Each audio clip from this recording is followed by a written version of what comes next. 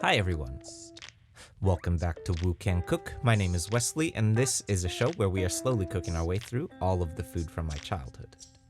Today we're diving back into our series dedicated to deconstructing Americanized Chinese cuisine with a shot at the Chang's spicy chicken from PF Chang's. For those new to the channel, in this series, we have been deconstructing iconically Americanized dishes from Chinese cuisine, and then seeing what it might look like if we were to cook the dish through the lens of more traditional Chinese wok cooking. And now, those following along will be well familiar with the fact that this is absolutely not the first fried chicken dish that we have done on this channel, meaning of course that at this point we have explored every single possible way of reimagining Chinese fried chicken. What stood out to me about this particular dish though, aside from the fact that it of course carries the name of the restaurant in its title, is that they actually have told us how to make the dish right here on the menu with an itemized ingredient breakdown and everything, which is very useful. Most notably, this means that we're going to be making use of some potato starch to make some chicken karaage style chicken, but what also stood out to me is that this menu specifically calls for the use of chili paste and dark soy sauce, the latter of which is notorious for biasing the color of your stir fry, and if you hadn't noticed, the chicken in the photo on their menu is not dark at all. So, let's see what's up with that. Okay, so let's get into it. I've got the time to think about who I want to be. Every morning when I wake, it's the man I chose to be.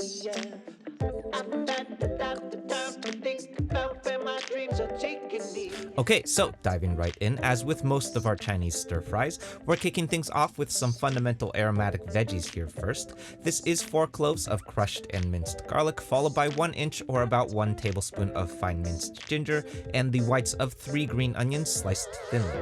Those following along with this channel will recognize these as appearing in pretty much all of our Chinese stir fries for their fundamental umami qualities.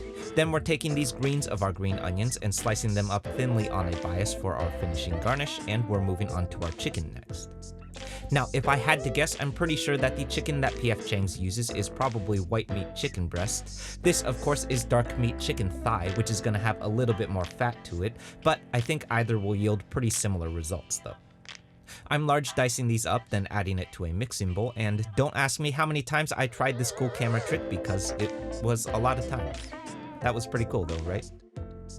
Anyway, moving on to our marinade. Now, the only way that I can possibly think of incorporating dark soy sauce into this dish without enormously biasing its color is by incorporating it into our marinade rather than our sauce itself. I personally like using dark soy sauce for simmered and braised dishes where we're going for deep and rich sauce elements, so I'm pretty skeptical about adding this directly to the glaze. Since our dark soy sauce is already so concentrated, you may very well end up with an over-reduced syrupy mess if you put it in the glaze. So, for our marinade today, this is 4 tablespoons of plain old low-sodium soy sauce here to start, followed by a single tablespoon of Shaoxing wine and half a teaspoon of white pepper. Then next, as promised, here's our single tablespoon of dark soy sauce, and as you'll notice, our marinade is deeply coloring our chicken now, which is going to be real tasty later on. I'm setting this aside to marinate for 30 minutes while I get to work on our glaze next. Now, the menu description calls for a sweet spicy chili sauce, which of course means that we're going to be using both sweet chili sauce as well as Chinese chili paste or doubanjiang to create the spicy in our Chang's spicy chicken today. Going into my mixing bowl here first is 4 tablespoons of soy sauce to start, followed by a single tablespoon of sesame oil and 2 tablespoons of rice vinegar for some brightness. Then, as promised, here's our single tablespoon of doubanjiang going in, followed by a 1/4 cup or 4 tablespoons each of sweet chili sauce and honey. This is going to be where the sweet and sticky qualities of our glaze come from today. I'm mixing this all up until that honey starts to dissolve, then we're setting this all aside while we circle back to our chicken next. Alright, so back to our chicken 30 minutes later. Our chicken should be deeply darkened and infused with the umami of that dark soy sauce, which is going to be excellent on the plate later on. We don't want to carry too much of this liquid over though, otherwise it's going to make it pretty difficult to fry, so I'm carefully separating as much of this liquid as possible, then we're getting to our potato starch next. Now, unlike AP flour, potato starch is extremely fine. This gives us the added benefit that when it fries, bits of the starch is going to clump up into the crispy, craggly bites of deliciousness that you'll know and love from every chicken karaage that you've ever had. To lean into this quality a little bit though, I love doing a double breading with my potato starch just to maximize our craggly bits. So going into my mixing bowl here is about a half cup of potato starch, which I'm tossing to coat. Then, just to be thorough, we're setting up a dredge of another half cup of potato starch and breading our chicken individually for a second time as well, like so. This is gonna take an extra 5 minutes or so, but trust me, you'll thank me later. Over on the stove, I have my fryer heating up to 350 degrees F, then we're getting ready to double fry our chicken today. I'm doing this by adding my chicken in about 20 pieces at a time, then letting these go for 1 to 2 minutes until lightly browned, and then removing and resting for 5 minutes. Once these have cooled down and our fryer has reheated, we're adding our chicken back to the wok and frying for an additional 5 minutes until deeply golden brown. The double fry method here is going to help us achieve a crispier piece of fried chicken, but for the lazy, this also adds a solid 15 minutes or so to your cook time, and I've personally found that with drier breading like this one, you can actually get away with skipping the double fry without sacrificing too much crispiness. The double fry method has been a lot more essential for me for wetter batters like tempura, where we're involving a bunch of liquid in our fry, and our fryer is working overtime to burn off all of that liquid. So I'll let you decide for yourselves, but if we're going for menu accuracy though, there's a pretty good chance that PF Chang's is par frying their chicken, then secondary frying it at point of order though. Anyway, once all of our chicken is fried up and safely cooling on a cooling rack, I've removed my fryer oil, then reheated my wok so that we may finish up with our stir fry today. Going in here first is 4 tablespoons of peanut oil, then as always, long yao for that nice non-stick surface. Then up first, as promised, are my aromatic veggies. Here's my garlic, ginger, and the whites of my green onions going in. We're blooming these for about 15 seconds until fragrant, then adding in our glaze mixture.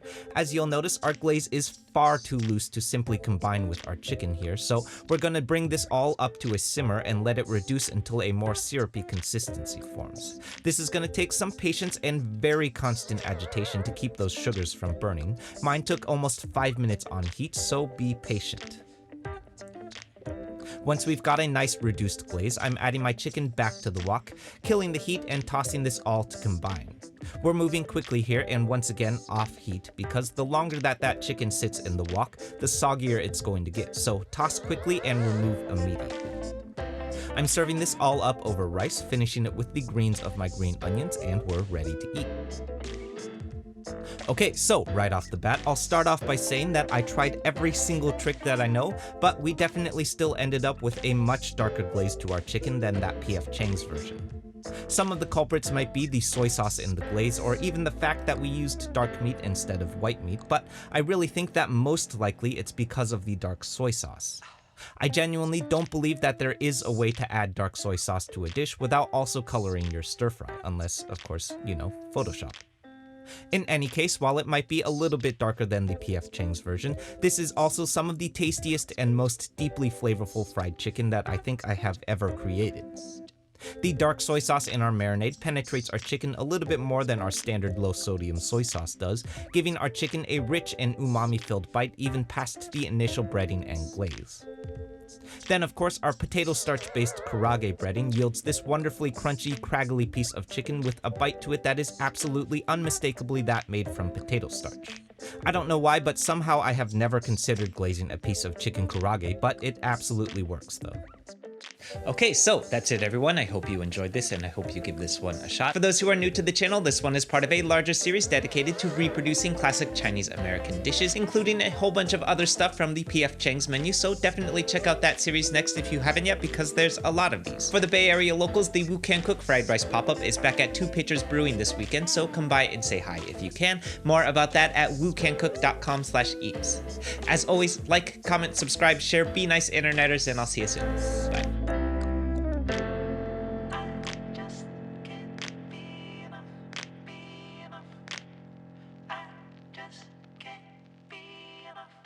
And tell me, do you ever feel